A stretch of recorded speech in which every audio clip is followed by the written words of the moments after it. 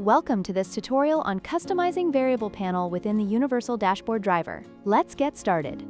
To add a variable panel, locate the plus button, located in the top right corner of the dashboard. From the menu, select the variable panel. Now let's customize it. Click the settings icon to open the configuration panel. Here, you can set the variable panel title. Next, let's add variables to the panel. Click the Add New Variable button. Input the variable name, unit, and corresponding icon.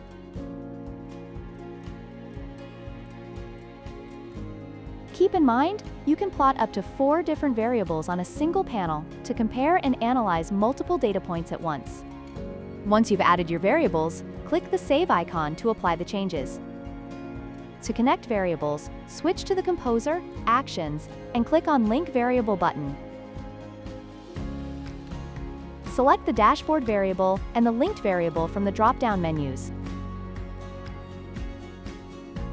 For this example, we'll link the Tempest WeatherFlow air temperature, relative air humidity, wind gust, and air pressure variables.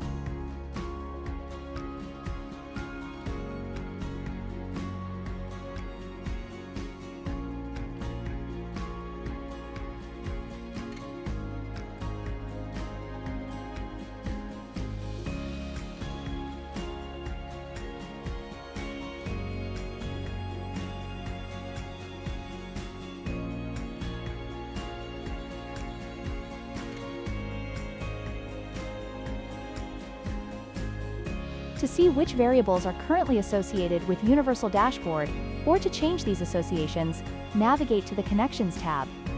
Here, you can unlink variables or reassign them to a different driver binding. Experiment with different variables, icon types, or add more panels to visualize your data effectively. Thank you for watching.